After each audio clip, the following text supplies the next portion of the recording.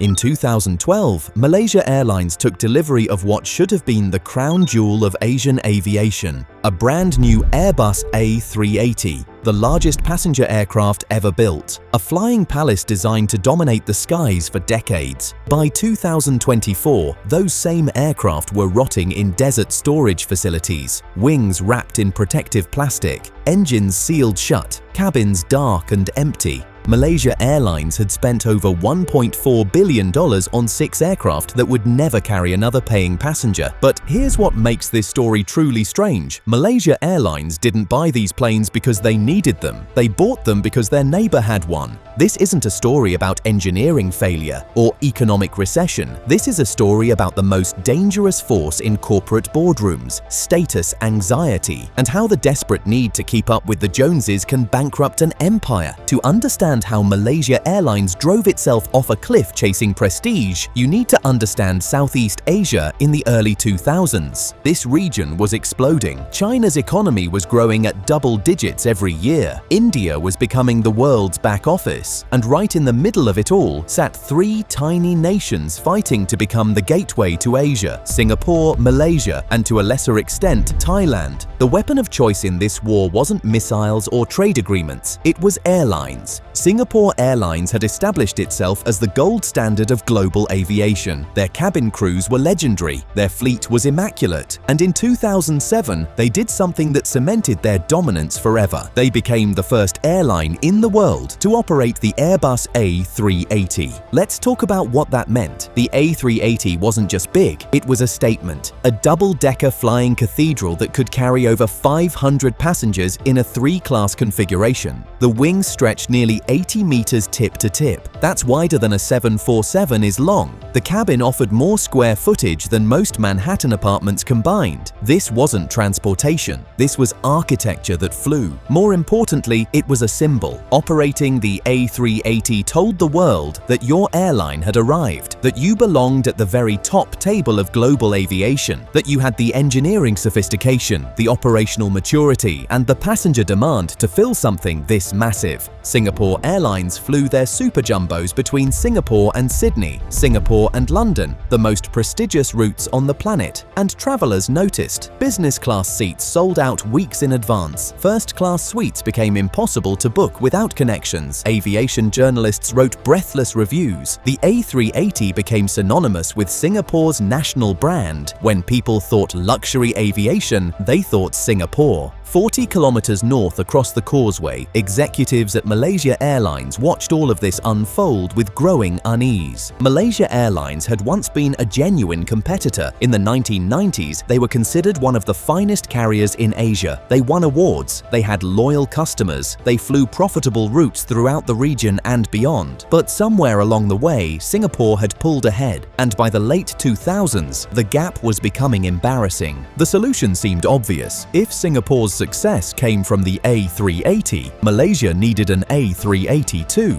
But here's the problem. Singapore Airlines didn't succeed because of the A380. The A380 succeeded because of Singapore Airlines. There's a crucial difference that cost Malaysia billions to learn. Singapore had spent decades building a premium brand before the Super Jumbo arrived. They had corporate contracts with banks, law firms, and technology companies across 3 continents. They had cultivated relationships with travel agents who steered wealthy clients their way. They had Changi Airport, a hub so spectacular that passengers chose connections through Singapore just to experience the terminal. The aircraft was the final piece of an ecosystem that already existed, the crown on a king who had already won the throne. Malaysia Airlines had none of this infrastructure, but they ordered 6 A380s anyway. The logic, if you can call it logic, was built on geography. Malaysia sat on the Kangaroo route. That's the corridor connecting Europe to Australia that passes through Southeast Asia. Before ultra-long-haul aircraft made non-stop flights possible, millions of passengers traveled this route every year and needed to stop somewhere to refuel and rest. The plan was simple on paper: steal passengers from Singapore Airlines and Qantas by offering an equally luxurious product at lower prices, position Kuala Lumpur as an alternative hub, fill those massive A380s with business travelers and premium tourists who wanted Singapore-style service without Singapore-style prices. It was the aviation equivalent of a middle-class family buying a stretched Hummer because their rich neighbor bought a Ferrari. The neighbor drives the Ferrari to gala events. The family drives the Hummer to the grocery store, burning $50 in gas just to buy milk. To make this fantasy believable, Malaysia Airlines went all in on the interior.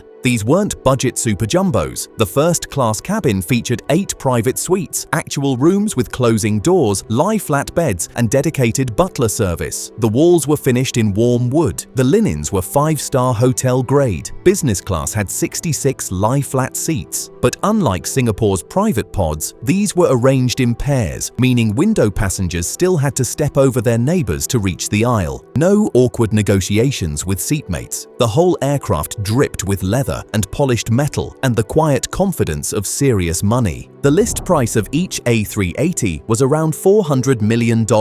Even accounting for standard airline discounts, the total program cost including new infrastructure ran well over $1.5 billion, $3 billion on the assumption that passengers would choose Kuala Lumpur over Singapore. That prestige could be purchased instead of earned. The first A380 arrived in Kuala Lumpur in June 2012. The ceremony was elaborate. Government ministers gave speeches about national pride. Passengers posed for photographs on the tarmac. The national press declared it a new dawn for Malaysian aviation. Reality arrived about 6 months later. The premium cabins weren't filling. Business travelers who could afford first class weren't choosing Malaysia over Singapore. Why would they? Singapore had the brand recognition built over 40 years. Singapore had better onward connections to every major Asian city. Singapore's airport was a destination in itself, with butterfly gardens and swimming pools and rooftop bars. Kuala Lumpur's airport was functional but forgettable. The mathematics of aspirations slammed into the mathematics of commerce. The kangaroo route strategy that justified the entire purchase. Qantas wasn't worried, Emirates wasn't worried, Singapore Airlines definitely wasn't worried, because none of them were losing meaningful passenger share to Malaysia Airlines. The business travelers continued choosing carriers with better frequent flyer programs and corporate deals. The premium leisure passengers continued choosing brands that impressed their Instagram followers. Load factors on the A380 routes hovered around 60%, sometimes lower, and here's the brutal arithmetic that no boardroom presentation could escape. An A380 costs roughly $50,000 per hour to operate. Fuel alone burns through thousands of dollars per hour. Then add crew costs for the larger cabin crew complement, maintenance on 4 engines instead of 2, landing fees calculated by aircraft weight. If you're flying a 500-seat aircraft with 200 empty seats, you're not just failing to make money, you're hemorrhaging it every single flight. By 2013, Malaysia Airlines was posting quarterly losses in the hundreds of millions. The A380 fleet was bleeding cash faster than the rest of the operation combined. Executives quietly discussed whether they'd made a catastrophic mistake. But things were about to get infinitely worse. March 8, 2014, flight MH370 vanished. A Malaysia Airlines 777 carrying 239 people disappeared somewhere over the Indian Ocean. One moment the aircraft was cruising normally. The next moment, it simply stopped existing on every radar screen in the world. The aircraft was never found. Debris washed up on beaches from Reunion Island to Madagascar years later. But the black boxes, the passengers, the answers that families desperately needed, gone, swallowed by ocean depths that may never surrender their secrets. The disappearance dominated global news for months. Theories multiplied, investigations sprawled across continents, and rightly or wrongly, Malaysia Airlines became synonymous with the impossible, with aircraft that could simply vanish without explanation. Then, 131 days later, it happened again. Flight MH17, another 777. This one was shot down over eastern Ukraine by a surface-to-air missile fired by Russian-backed separatists. All 298 people on board killed instantly. This time, there were bodies scattered across sunflower fields. There was wreckage. There was eventually a culprit, but none of that mattered to passengers weighing their booking options. In the space of 4 months, 537 people died on Malaysia Airlines flights. The brand wasn't just damaged, it was obliterated. Western tourists stopped booking. Corporate travel departments issued blanket bans. Insurance underwriters demanded premium increases that further damaged the bottom line. And the premium passengers that Malaysia Airlines needed to justify their A380 fleet, they evaporated overnight. Remember the business case. The A380's entire economic justification depended on filling those expensive seats up front. Business class and first class revenue subsidizes the entire operation. Even in good times, Malaysia was struggling with 60% loads. After the tragedies, load factors on some routes dropped below 40%. The super jumbos became ghost planes. Flying 4-engine wide-bodies with more empty seats than full ones isn't just unprofitable, it's financial suicide, measured in millions of dollars per month. By 2015, just 3 years after taking delivery, Malaysia Airlines desperately tried to escape the trap they'd built for themselves. They put all 6 A380s up for sale. The logic was straightforward. These assets were destroying the company. Sell them, take whatever loss necessary, and rebuild with smaller, more efficient aircraft. Cut the bleeding before the patient dies. But here's where the A380's fundamental market flaw became apparent. Nobody wanted them. The secondary market for used A380s barely exists. The list of airlines that can actually use a 500-seat aircraft profitably is tiny. Emirates, Singapore, maybe a handful of others on specific routes, and those carriers either had plenty of super jumbos already, or they weren't interested in used aircraft configured for someone else's network. Malaysia's A380s had been customized specifically for Malaysia's operations. Those 8 first-class suites with the custom woodwork, useless for an airline that doesn't offer first class. Those specific business class pods with their particular seat pitch, wrong density, wrong configuration, wrong everything for a high-volume carrier like Emirates that wants maximum capacity. Ripping out an A380 interior and installing new seats costs tens of millions of dollars per aircraft. The labor alone takes months. Add that conversion cost to the acquisition price, and suddenly a 3-year-old used A380 costs more than ordering a brand new A350 that burns 30% less fuel and requires half the cabin crew. The planes were effectively worthless, but Malaysia Airlines still had to pay to store them, still had to maintain them in airworthy condition in case a buyer appeared, still had to carry them on financial statements as depreciating assets supposedly worth hundreds of millions that would never generate another ringgit of revenue. Then came the most desperate pivot in aviation history.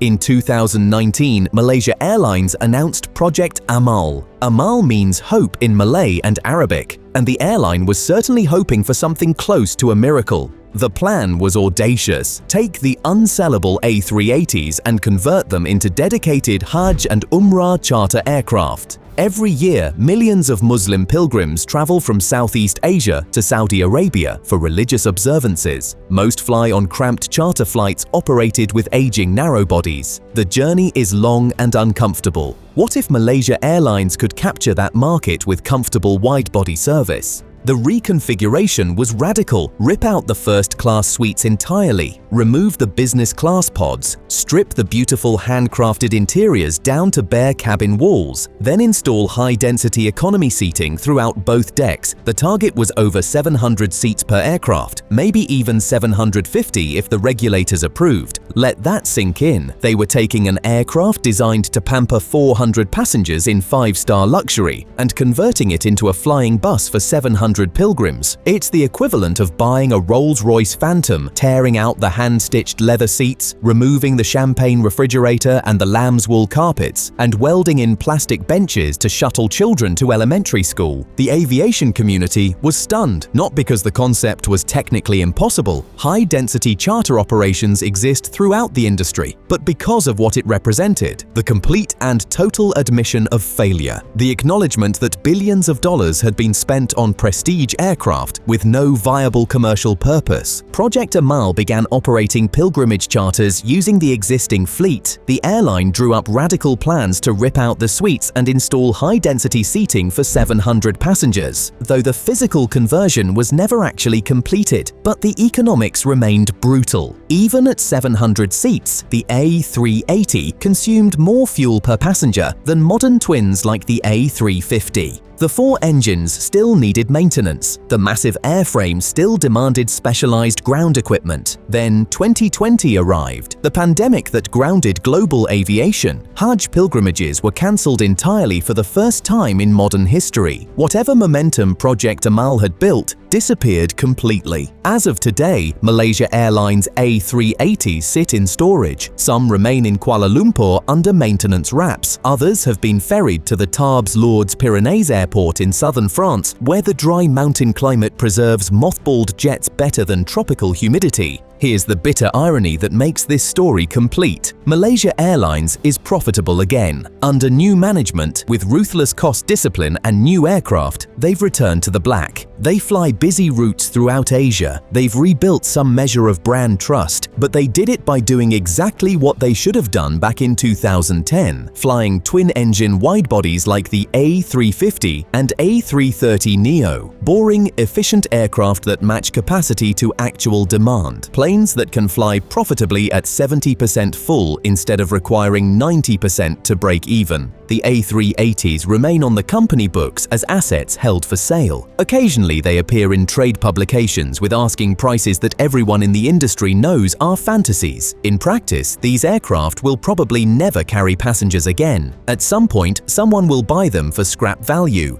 The aluminum will be melted down, the engines stripped for components. The most technologically advanced passenger aircraft ever built, reduced to raw materials worth pennies on the invested dollar. So what's the lesson buried in this wreckage of ambition? Emirates operates over 100 A380s profitably. Singapore Airlines built their entire global brand around the aircraft. For the right airline, with the right hub strategy, with the right premium demand, the Super Jumbo works beautifully. But Malaysia Airlines wasn't Emirates, they weren't Singapore, they were a struggling national carrier with a mid-tier brand and a capital city that most Western travelers couldn't locate on a map. They tried to buy credibility with hardware. It doesn't work that way. In aviation, prestige is earned over decades, not purchased from a catalogue. You can't install greatness with custom leather seats. The A380 is just a tool. In skilled hands, matched to genuine demand, it's magnificent. In the wrong hands, purchased for the wrong reasons by executives chasing their neighbor's success, it's a $3 billion monument to corporate vanity. Here's my question for you. Was there any realistic scenario where Malaysia could have made the A380 work? Or was this purchase doomed from the very first boardroom meeting when someone uttered the fatal words, "Singapore has one"? Drop your answer in the comments, and if you want more stories about aviation's greatest gambles and most expensive failures, hit subscribe.